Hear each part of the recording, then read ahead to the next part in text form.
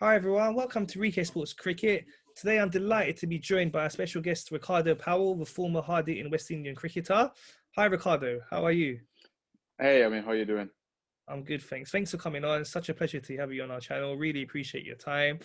So for many of our viewers, they might not have seen you play. You were a former West Indian player playing really big attacking cricket. I used to love watching. I watched you play a lot myself when you were younger.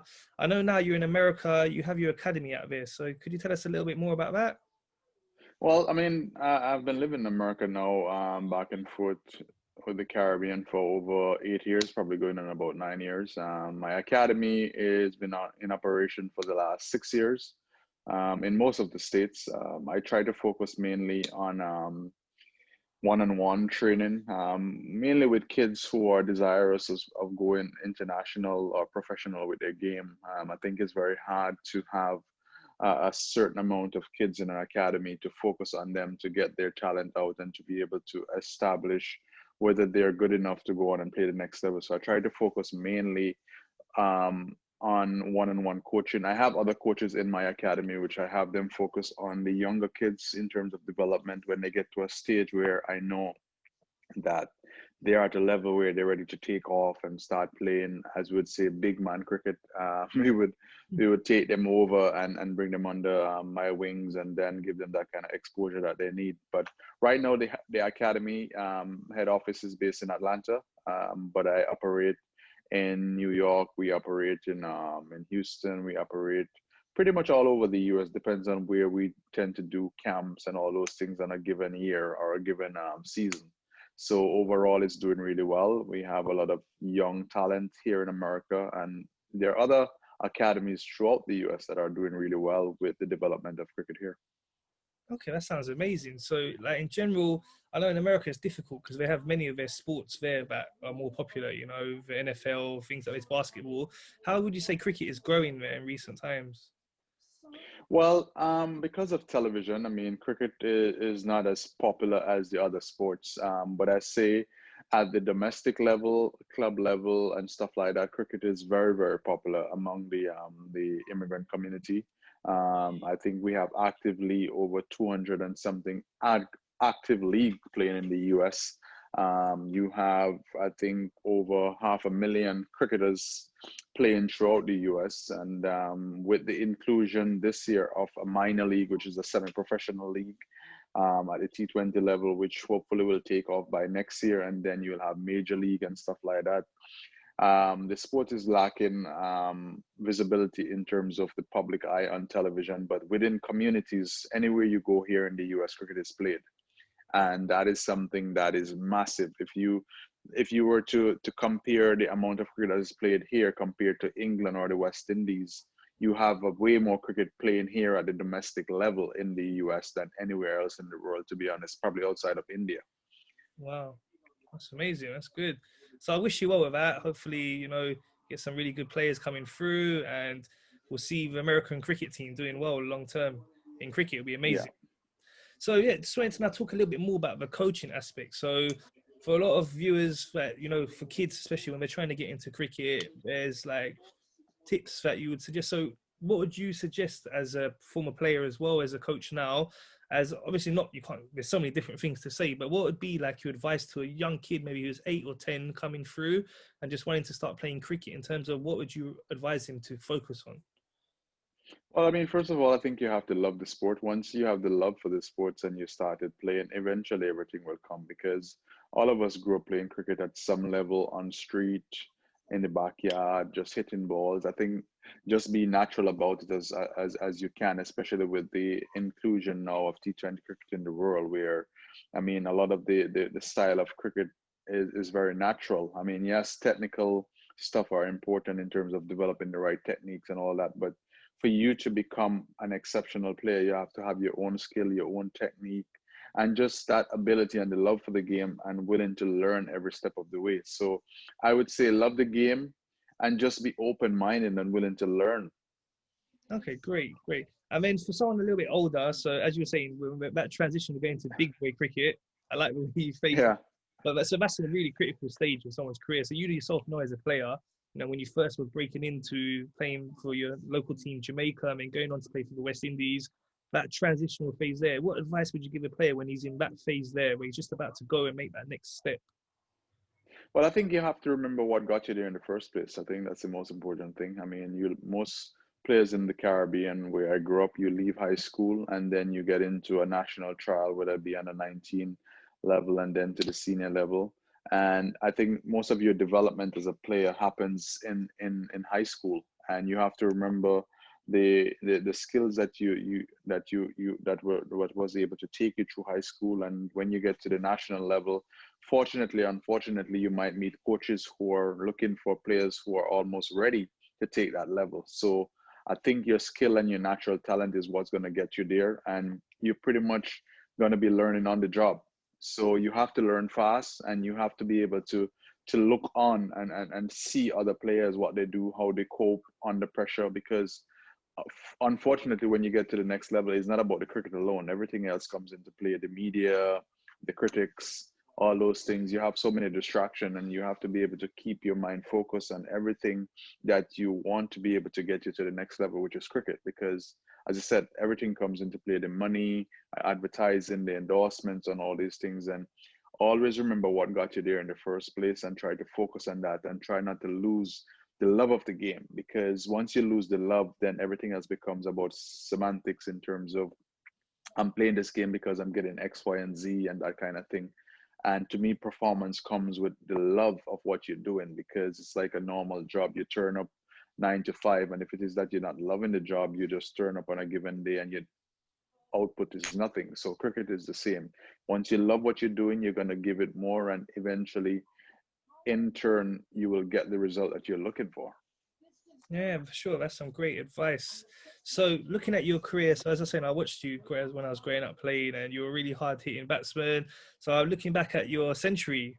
If you just remind you of that Man, experience, I'm so you I'm made. sounding I'm so you make me sound so old. Like, yo. No, no, well, no, not that old. So I'm talking like Yeah, we're not talking about long yeah, ago, but I remember like yeah, back in 1999 against India. So I yeah, was very young, I was yeah, a teenager back then. So, but you yeah, were yeah. young I yourself. mean, I wasn't too old either. I was Yeah, just you were 19 young. plus. Yeah, You were only 20, weren't you? So yeah, you were very yeah, young. But yeah, that yeah, was some innings. I remember it was the final of a tri-series there between India, Zimbabwe, and yourselves. So you came in. yeah, Remember, you lost some early wickets, and then you yeah, smashed it. yeah. We were 64 for like five, Yeah. chasing 260 something, I think. So how was that? So you just like you came in and said, you know, what, I'm gonna attack. Just Well, I mean, again, I mean, that was probably like my fifth international game. I don't think I had any kind of I would say experience playing at the next level. I didn't know much about players. I didn't know much about teams, etc. Um, I was just hungry, naturally talented and hungry, and wanted to get that opportunity. And once I got the opportunity, I played the game that I knew. I didn't have much people telling me, you need to bat this way, you need to approach your innings this way. I went about it my way. And fortunately for me, during that time it worked, because you didn't have much batsmen who would just blatant attacking every single ball that was bowled. I think you have that now in T20 cricket, but back then you had a few players who had that style of batting, and that was my approach. And in that game, I just took everybody head on, in terms of from Kumble to Venkatesh Prasad, all these guys. I just took them head on and started playing shots. And in the middle of the innings, they knew nothing in terms of what to bowl, what field to set, because I was just hitting all the balls out the ground. And that was just pure talent during that time. it was an amazing innings. It really was. And like I was saying earlier to you, that so T20 cricket, I think would have suited your game perfectly. Like really, because you know, not much having to worry much about playing yourself in or that kind of stuff. Just going all out attack is what your game was really strong at. You know, you reckon you would have done really well with T20? I think so. I think I mean, we all come about at a time when I think it was our time. Yes, I retired, or so-called move away from international cricket at age 27, which was still pretty young. So I still had a lot of cricket left in me, but circumstances and other personal things kind of took me away from the game for that time. I was able to play some of the T20 back in the Caribbean, like the Stanford 10 to 20, and able to play some semi-professional private tournaments. And I enjoy the game. But what I have found now in terms of T20 cricket is that it requires still a lot of skill. People think that you can just walk out and hit the ball as you please, but with the new skills of the bowlers with their slow balls and precise yorkers and stuff like that, it's not that easy to just walk out and hit the ball the way you want to. You still have to develop hitting skills, like going back in the nets and learning all over again a different format of the game, because people used to bat for test cricket, they used to bat for 50 overs. Now it's T20 where you have less balls, you have to execute at a more precise pace and more to get boundaries. So it's not something you can just walk out and say, I'm going to hit 5 sixes or 4 fours in a row. It doesn't work like that. It's something that requires practice, requires technique, requires preciseness in terms of where you want to hit the ball.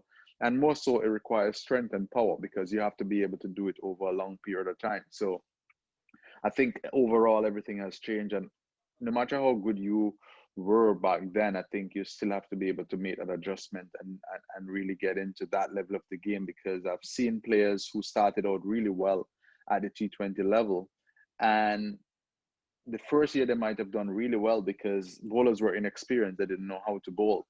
And then by second, third year, these guys just fade away, because if you're not able to make that adjustment, then you too are going to falter, just like how a bowler who was inexperienced in his first year came back and developed his game. So I think the game changes, and as the game changes, we as players have to change as well.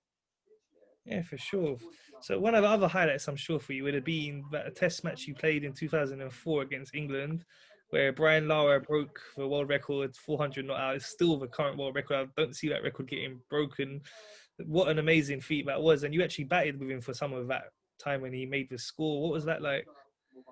Yeah, I mean, it was quite a scene. I mean, most of the game I sat inside, I watched him bat. I think I got at the wicket when he was over 100 something plus, and you're sitting inside as a batsman so long.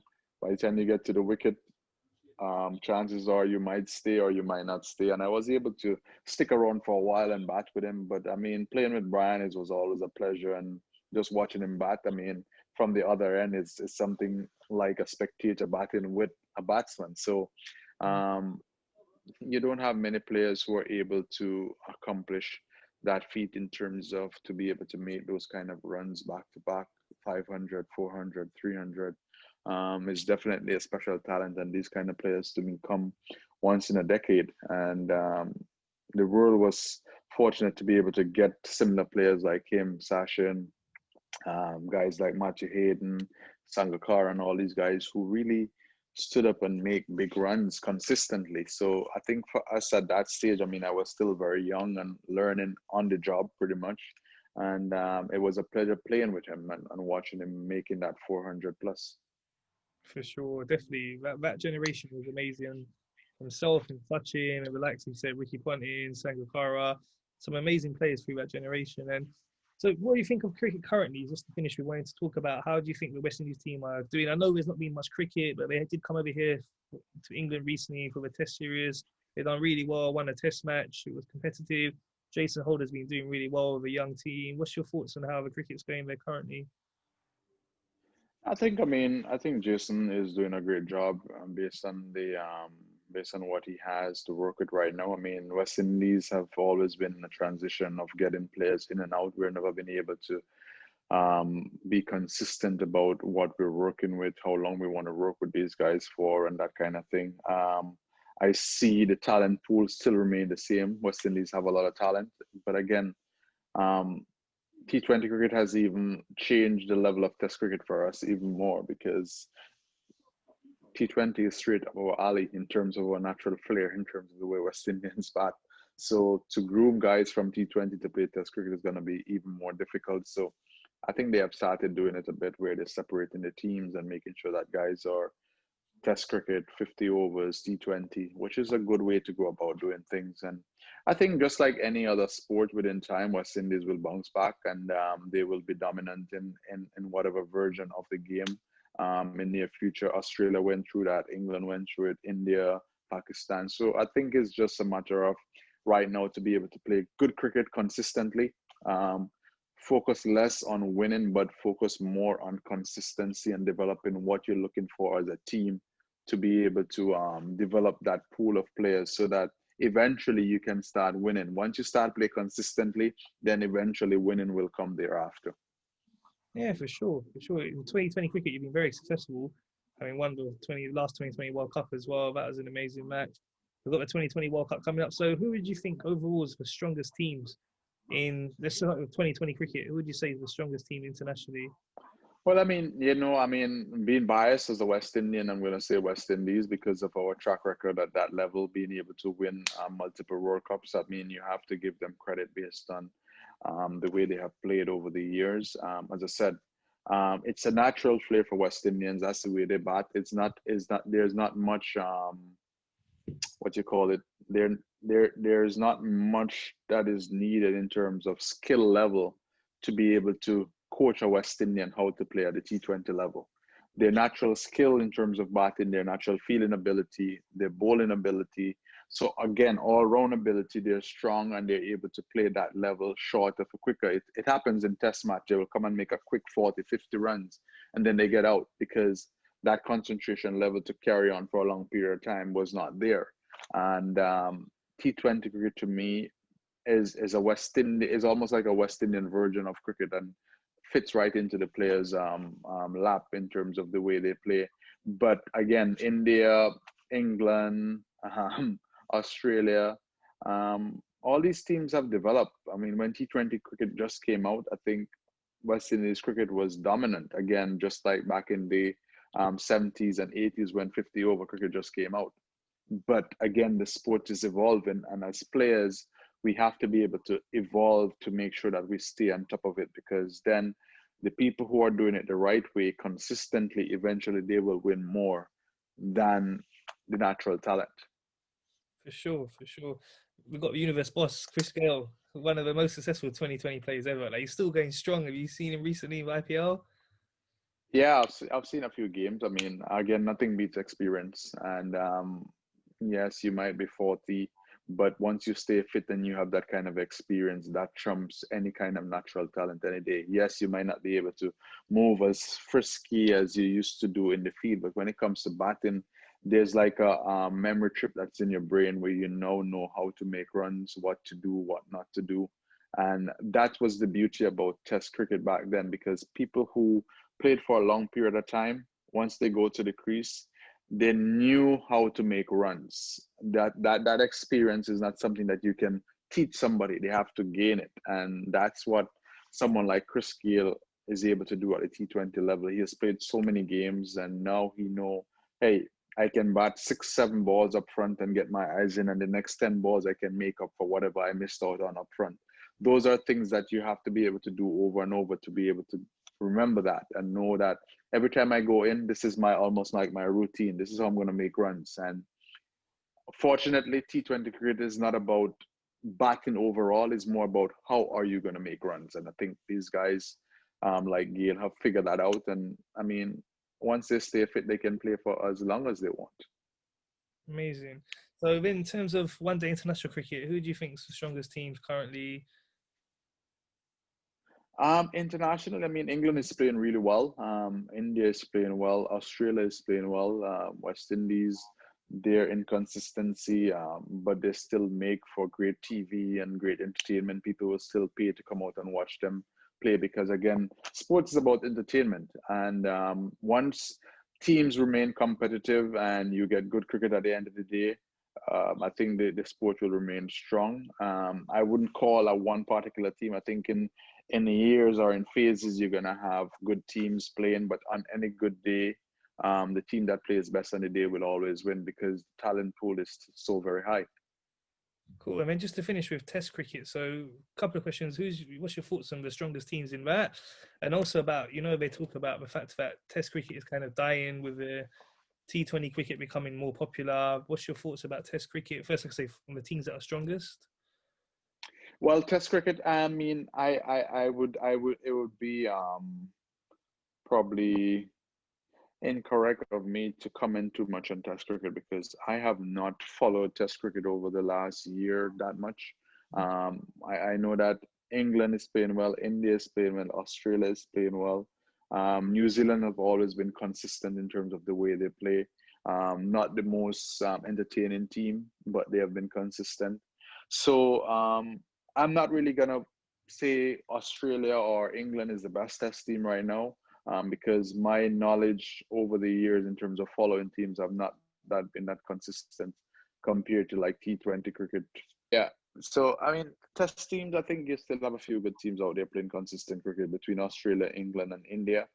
Um, West Indies on a given day they can beat any team, but again, their inconsistency have let them down over and over. They will have a good um, first innings, but their second innings will be poor. So they need to do a lot of work on that. 50 overs, again, England is playing really well. Last year they played really well. India is playing well. Australia is playing well. West Indies at times play well. New Zealand, I said, their consistency has been really good.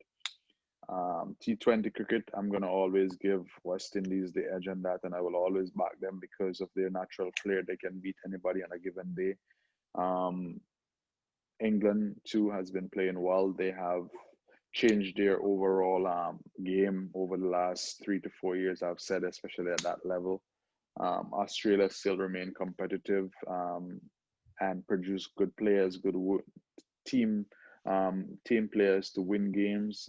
India batting is tremendous. I mean, they have guys from 1 to 6 who can win a game for them on any given day, and it just makes the cricket more entertaining to me. And I hope that continues throughout the years to come because it makes good TV. It makes good entertainment for spectators.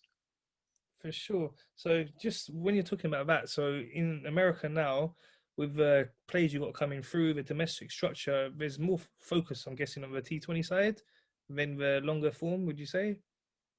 Yeah, more emphasis is definitely placed on T20 again because of the American sports here. Everything is short when it comes to television.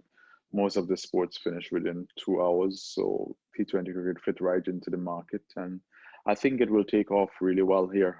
I can see it growing every year since I've been here, from where it was to where it is now. I think um, T20 cricket will definitely be a staple here on television and in the communities. It's already big in the communities at the domestic level. So once we get that professional setup where you have all the facilities that is needed to be able to have and host those games at that level, all international players will love to come to America and play. And we have seen that back in the days when they tried a World Series. We get like 70, 50, 60, 70,000 people attending games in Houston, California, and New York. So it shows that the market here is very big for cricket. It's just a matter of getting the facilities in the right places, and everything else will be just be there for people to watch. Amazing. I hope it grows really well. I'm sure it will. You know, cricket lovers all around the world. It just needs a bit more exposure, pushing things that you're doing yourself with academies out there. I'm sure we'll have some great players coming through. And I wish you good luck with that. And I really appreciate you coming on the show today. And I look forward to hopefully having you on in the future. And for my subscribers, please remember to subscribe, like, and share. And once again, Ricardo, thank you so much. Thanks, Amin. No, man.